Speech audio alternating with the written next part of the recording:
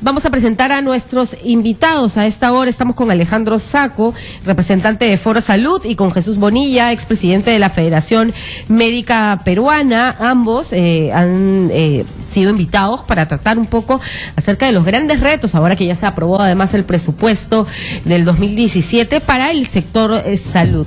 11:29 de la mañana. ¿Cómo están? Muy buenos días. ¿Qué tal? Muy buenos días, Miguel. A ver, en líneas generales, primero empezamos por Jesús. Alessandro, hemos estado varias veces ya contigo en el programa de la mañana. Jesús, ¿cómo ve hasta el momento los primeros pasos que se están dando en el sector salud y la mirada que tiene particularmente esta ministra para llevar a cabo esta reforma tan demandada? Maribel, quiero que me des una licencia, unos breves segundos. Solamente quiero exhortar hoy al Congreso de la República, que tiene una deuda pendiente con los médicos porque tienen que discutir la ley de trabajo médico que había sido dañada precisamente por la gestión anterior durante el presidente Ollanta Humala. Y lo segundo es que hay un conflicto muy fuerte en la red Tupac Amaru, que está en manos del IGES y del Ministerio de Salud resolverlo cuanto antes, porque la verdad que esa red se está yendo de las manos. Bueno, en relación al tema del sector y la perspectiva en relación a la economía el próximo año, la verdad que es una situación muy preocupante. Has visto cómo nosotros hemos concluido este año, prácticamente lo estamos haciendo a las justas, con un montón de problemas, los hospitales desabastecidos en todos los aspectos, no solamente en el tema de medicamentos, de material de laboratorio, ayuda diagnóstica de imagen, tomógrafo, resonador. Estamos prácticamente casi en nada. Has visto el informe de Defensoría del Pueblo que el 50% de los hospitales no tiene ecógrafo, que prácticamente es una cosa muy elemental hoy en la medicina, sino también de recursos humanos, que cada vez se van más los profesionales a otras instituciones, obviamente, que reconocen mejor el trabajo. Yo creo que el gran reto de la ministra, si es que ella persiste en la gestión durante los próximos meses, es ver cómo va a sobrevivir el próximo año. Tenemos prácticamente el mismo presupuesto, no ha variado prácticamente nada. En relación al 2015, prácticamente ha habido una variación de 50 millones de soles, yo creo que casi nada. Se ha sacrificado espacios importantes, como por ejemplo el Seguro Integral de Salud, ha disminuido el presupuesto casi en 280 millones de soles, ¿no? Entonces creo que claro, es una precariedad. Se ha establecido que también se haría un estudio de los afiliados, ¿no? Cuántos son realmente beneficiados y idóneos para el sistema tal cual se ideó, ¿no? Claro, pero yo creo que hay un retroceso en el derecho de la ciudadanía en general para poder acceder al servicio, porque el Estado en realidad tiene la responsabilidad de proteger a todos los ciudadanos, tengan o no tengan seguro. Entonces yo creo que el SIS ha sido ideado precisamente como para proteger al resto de la ciudadanía que no tiene un seguro, ¿no? Ha disminuido en el rubro de inversiones, por ejemplo, ¿no? O sea, de hecho que la política de los próximos del próximo año es que no va a haber por lo menos construcción de hospitales como por lo menos se pensaba, se planteaba. Son 380 millones menos que estamos en deuda. Prácticamente el mismo presupuesto se ha tenido que reajustar para diferentes rubros, y yo creo que va a tener que pedir ayuda al MEF definitivamente para ayudarla a sobrevivir los próximos meses, porque la situación es calamitosa en el sector salud, ¿no? Ahora, Alessandro Saco, ¿realmente necesitamos más hospitales? Porque lo pregunto desde la crítica que la propia ministra ha hecho a la anterior gestión, diciendo que efectivamente se construyeron todos los hospitales que dijeron que se habían construido, pero que en realidad estaban no terminados sino inaugurados, que es muy distinto, y que muchos de ellos estaban eran elefantes blancos. A ver, de que se necesitan más hospitales, sí se necesitan más hospitales. Pero yo quisiera plantearlo desde la siguiente entrada, ¿no? El presidente de la República, el 28 de julio, lanza un mensaje, y en relación a la salud, como en ningún otro mandato inaugural, como en ningún otro discurso inaugural, se plantean medidas y palabras y conceptos clave. Han pasado 4 meses de ese mensaje y ya es claro que no hay la capacidad de conducción y de gestión suficiente como para plantear los grandes temas de una reforma, digamos, que tiene aspectos estructurales, no se han tocado. O sea, esa discusión ya fue. Lo único que se dijo en un momento, se lanzó esta idea de que salud se adscribe al MINSA, que es un punto importante, pero tampoco el central. Pero las discusiones sobre el financiamiento, sobre la progresión hacia un sistema que integre los proveedores, etcétera, ya está fuera de lugar. No se ha dado, y a esta altura, 4 meses, y es muy difícil que se recupere. En el otro campo, que es el que baja de nivel y ya de las reformas internas de la propia administración del Ministerio de Salud, porque de Salud todavía no sabemos mucho acerca de la gestión del señor del Castillo, que también es parte del sistema de salud. Claro. Existe en el Ministerio de Trabajo, el de Salud atiende a 10 millones de peruanos. Pero en el campo del MINSA, un indicador clave es el presupuesto. Y como ha dicho Jesús, efectivamente, el presupuesto en infraestructura ha bajado de 1.800 a 1.500 millones, de 1.850 a 1.500 millones, son 350 millones de soles menos. Cada hospital de segundo de estos llamados estratégicos, bien hecho, más o menos son 60, 70 millones de soles. O sea, nos estamos quedando sin 5 o 6 grandes hospitales de capitales de provincia y algunos otros centros, etcétera. Lo interesante es que dentro de esos 1.500 millones hay algo que sí es muy importante y que se ha garantizado el presupuesto de la nueva torre del INEN. El INEN va a tener una nueva torre que ya se ha iniciado la construcción y que va a ser completamente gestionada a través del sistema público. No hay ninguna privatización ahí, eso es bueno porque el INEN está teniendo una demanda grande.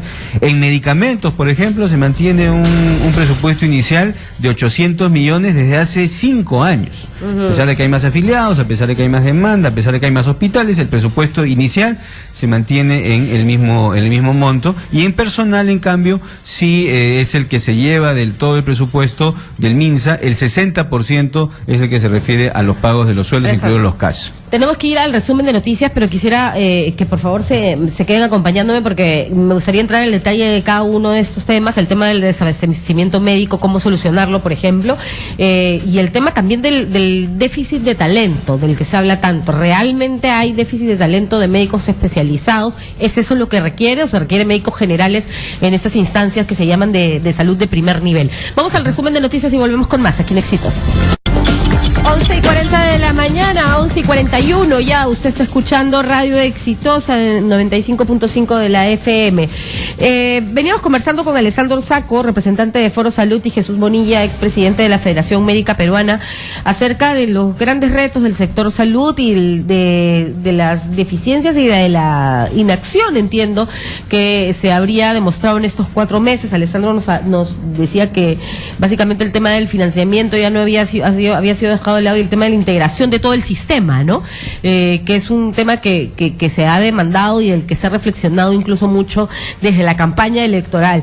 Pero yo quería preguntarle respecto a, justamente hace un momento mencioné este tema de la construcción de hospitales, muchos con observaciones al día de hoy, durante el gobierno pasado, pero si en esta construcción de hospitales no se descuidó lo que se suele llamar la primera instancia, creo que le llaman, es decir, estos centros, así es, los centros de salud básicos en las distintas localidades, ¿no? Claro, yo imagino que el estudio que se ha hecho es en relación a toda la infraestructura hospitalaria, que es un déficit de 30.000 millones de soles, ¿no? Definitivamente que una construcción hospitalaria tiene que ir de la mano con los recursos humanos y obviamente con la tecnología que debe estar para cada nivel. De hecho, que hay un déficit de recursos humanos inmenso. Son 16.500 médicos especialistas, y de lo que se ha calculado, y lo tiene Recursos Humanos del MINSA, ellos plantean tener 5.000 médicos de familia dentro de los 16.500 que es el déficit actual. Obviamente existe pues una brecha inmensa, ¿no?, que es muy difícil de resolver, por lo menos en un corto plazo, pero tiene que haber una estrategia para resolverlo, y en eso esperemos concertar también con el Ministerio de Salud. Y para terminar, de repente, el partido, porque en realidad no hay mucho tiempo al parecer, hay un tema de cómo financiamos. Hay una exoneración tributaria que en los últimos 10 años se ha llegado prácticamente a los 90.000 millones de soles. Y que el 2016 se está dejando de recaudar 13.000 millones de soles, imagínense, ¿no? Casi es todo un presupuesto del Ministerio de Salud. Claro. Entonces, este tema de las exoneraciones tributarias y los beneficios que tienen algunas universidades privadas, que son un negocio total, yo creo que también debería reevaluarse, ¿no? Porque en realidad se están descuidados espacios muy sensibles como el tema de la salud, y creo que el gobierno tiene la responsabilidad de buscar un tema de financiamiento, así como para el seguro integral de salud para todo el sistema sanitario. La Iglesia Católica, por ejemplo. Sí, además, por supuesto. Alessandro, me van a excomulgar por haber dicho eso. Alessandro. A ver, quiero ponerme en la piel de la persona que está en este instante en algún centro de salud, en algún hospital, y en este instante no puede atenderse, no hay medicamentos, no hay tomógrafos, llegó tarde, le falta el papel, etcétera, etcétera, o se está muriendo.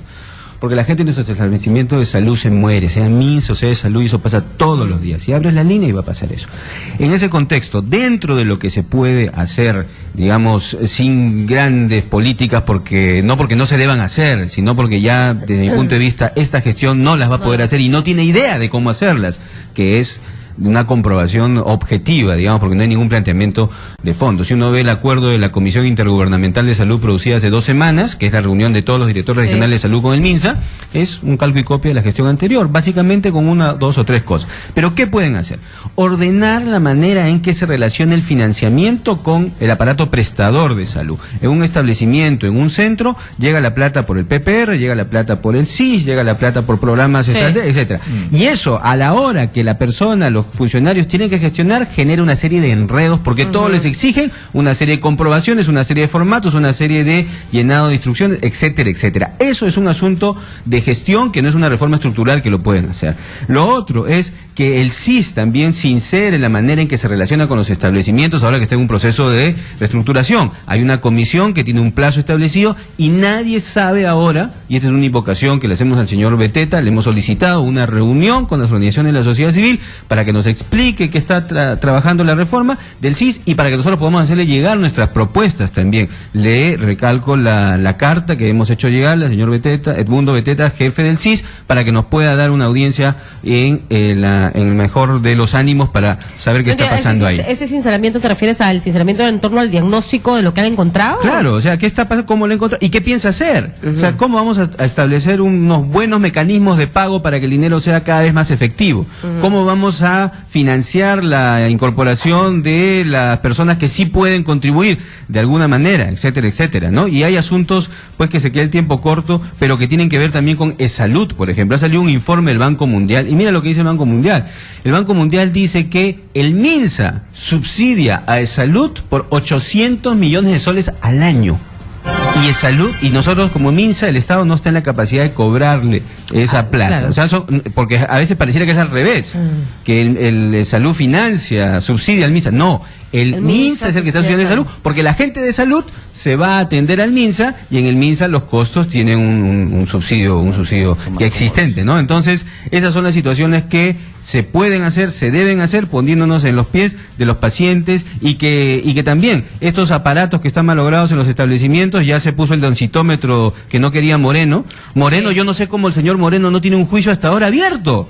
Han pasado 2 meses, le han sacado todo lo habido y por haber, y el señor no tiene un juicio abierto. Ayer la fiscalización ha dicho que en realidad no ha cometido nada, que todo ha estado dentro del marco de la ley. Pues, entonces, ¿qué tanto problema?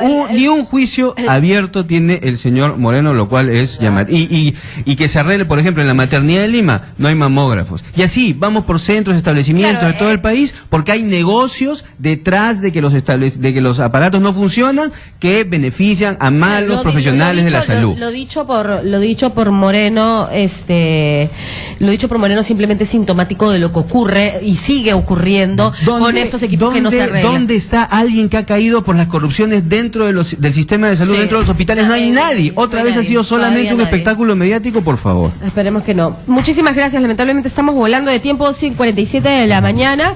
Tenemos que dar pase a esta hora a Fiorella Cruz desde CADE.